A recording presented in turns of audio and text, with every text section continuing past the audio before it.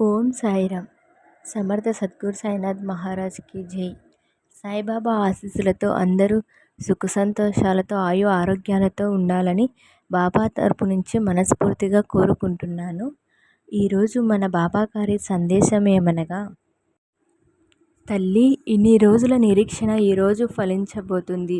ఈ రహస్యం నీ కోసం మాత్రమే, నీ ప్రాణానికి ప్రాణమైన వారితో కూడా చెప్పదు బిడ్డ అని బాబాగారు మనకు చాలా ఉపయోగపడే సందేశాన్ని తీసుకొని మన ముందుకు వచ్చారు. బిడ్డ, ఎన్నో సంవత్సరాల నుంచి ఎదురు చూస్తున్న నీ నిరీక్షణ అయితే ఇకపై నెరవేరబోతుంది. కానీ నీవు నెరవేరబోయే సమయంలో నీ పని పట్ల నీకు శ్రద్ధ అనేది తగ్గిందమ్మా. నీవు ఎదురు చూస్తున్న ఆ పని అనేది రోజు రోజుకు ఆలస్యం అవుతుంది.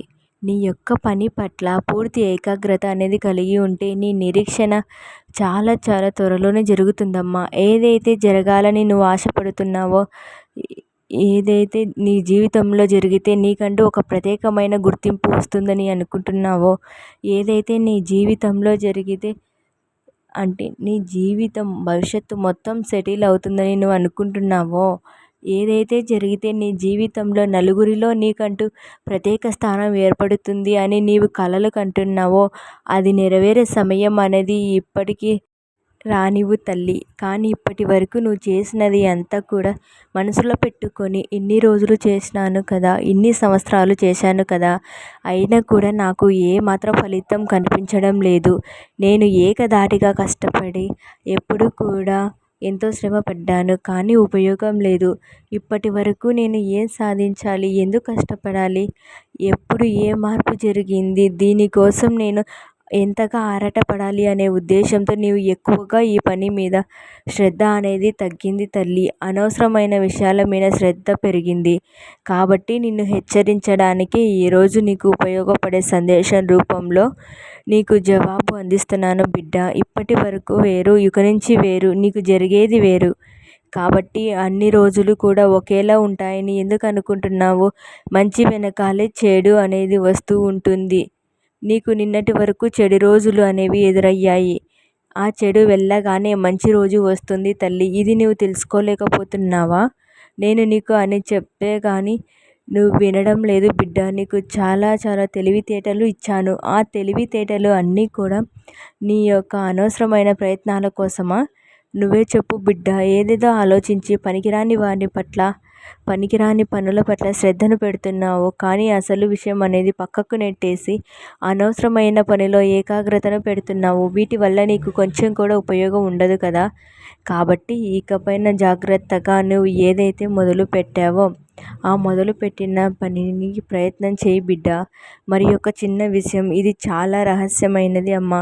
జాగ్రత్తగా ఇప్పుడు విను. నేను చెప్పే ఈ విషయాన్ని నీ ప్రాణానికి ప్రాణమైన వారికి కూడా చెప్పొద్దు బిడ్డ. నీవు ఏదైతే చేయాలనుకున్నప్పుడు మొదటగా అది చేసే ప్రయత్నం అనేది చేయాలి. కానీ ఇది చేయాలనుకుంటున్నాను, ఇది చేస్తే ఎలా ఉంటుంది అని కాకుండా నీ స్నేహితులు అందరితో చెబుతున్నావు, నీ చుట్టుపక్కల కూడా చెబుతున్నావు. నీ తెలివితేటలు అనేవి అద్భుతంగా పనిచేస్తున్నాయి ఈ యొక్క ఆలోచన విషయంలోన. కాకపోతే నీ యొక్క విషయాన్ని నలుగురికి చెబుతున్నావో, నీవు ఎక్కడ బాగుపడిపోతావో అని ఆ పనిని నీవు చేయవద్దని కొంతమంది వెనక్కి లాగుతున్నారు. మరికొంతమంది అయ్యో ఇది చేస్తే నీకు నష్టాలు తప్పితే ఎటువంటి లాభాలు రావని ఇంకొంతమంది భయపెడుతున్నారు. ఇంకొంతమంది ఇది చేసిన వారు ఎన్నో నష్టాలు చూశారు, నువ్వు ఉద్ధరించేది ఏముంది అని మరికొంతమంది నిన్ను వెనక్కి లాగే ప్రయత్నం చేస్తున్నారు తల్లి. మరికొంతమంది ఈ పని నీకంటే ముందు నేను చేస్తే ఎలా ఉంటుంది, నేను కూడా బాగుపడొచ్చు కదా అని ఇంకొంతమంది ఆలోచిస్తున్నారు. ఎదుటివారు బాగుపడడం తప్పు కాదమ్మా. ముఖ్యంగా బాగుపడితే ఆ మంచితనం కూడా పుణ్యం నీకే దక్కుతుంది. కాకపోతే నీ యొక్క తెలివితేటలు అనేవి ఇలా బయటికి చెప్పడం వల్ల వృధా అయిపోతున్నాయని నీకు వృధా చేస్తున్నాను. ఏ పనైనా సరే నువ్వు మొదలు పెట్టేటప్పుడు మీ అమ్మకి చెప్పు, నీ కట్టుకున్న భార్యకు భర్త వారికి చెప్పు. అంతేకాని నీ వ్యక్తిగత రహస్యాలు ప్రతి ఒక్కరితో కూడా పంచుకోవద్దు తల్లి. ప్రతి ఒక్కరు కూడా నీలాగే మంచిగా ఉంటారని అందరికీ చెప్పొద్దు బిడ్డ. చెప్పే ప్రయత్నం అనేది నీ యొక్క ఆలోచన అనేది చాలా విలువైనది అని గమనించుకో. నీ యొక్క ఆలోచన జీవితంలో ప్రథమ స్థానంలో ఉంచుతుందని గుర్తుంచుకో బిడ్డ. కాబట్టి నీ యొక్క అత్యంత విలువైన ఆలోచనలన్నీ కూడా అనవసరంగా వేరే వారి యొక్క పనులు చేసి నువ్వు బాధపడి నష్టపోవద్దని నేను హెచ్చరిస్తున్నాను. అది చిన్న విషయమైనా సరే, పెద్ద విషయమైనా, ఏదేమైనా కానీ నీకు జాగ్రత్త అనేది చాలా అవసరమమ్మా. అనవసరమైన ఖర్చులు అనేవి నీ జీవితంలో చాలా ఎక్కువగా అయిపోయాయి.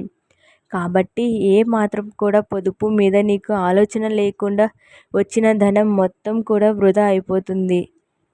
కాబట్టి ఖర్చులు తగ్గించి నీ ధ్యాసను పొదుపు మీద పెట్టడానికి ప్రయత్నించు. నువ్వు చేసే ప్రతి పాజిటివ్ ఆలోచన నీ జీవితంలో ఒక గొప్ప మార్పును తెస్తుంది అని గమనించుకో తల్లి. ఈ విషయం దగ్గర నీవు భయపడాల్సిన అవసరమే లేదు. ఎందుకంటే నీకు తోడుగా, అండగా, నీకు రక్షగా ఈ బాబా ఉన్నాడని నువ్వు గుర్తుంచుకుంటే సరిపోతుంది.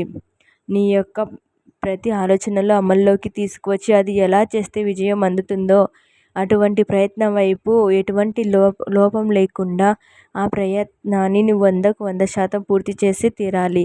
అంటే నీవు ఖచ్చితంగా తీరాలి అనుకుంటున్నావు కదా, ఆ ప్రయత్నం అనేది మొదటి స్థానంలోనే తీరుతుందని గమనించుకో తల్లి. నిన్ను చూసి మరికొంతమంది నేర్చుకునేవారు ఉంటారు.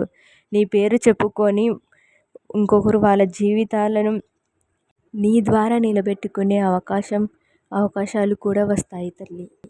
నీవు చేసే ఈ ప్రయత్నాలు మనసుని బాధ పెట్టే ప్రయత్నం చేయవచ్చు. ఇవన్నీ కూడా విజయ తీరాలు అందుకునే సమయం అని గమనించుకొని అన్నిటినీ పక్కన పెట్టుకొని నీవు చేరాలి అనుకున్న గమ్యం వైపు పూర్తి ఏకాగ్రతతో శ్రమించు తల్లి. అంతా కూడా నీకు మంచి జరుగుతుంది బిడ్డ.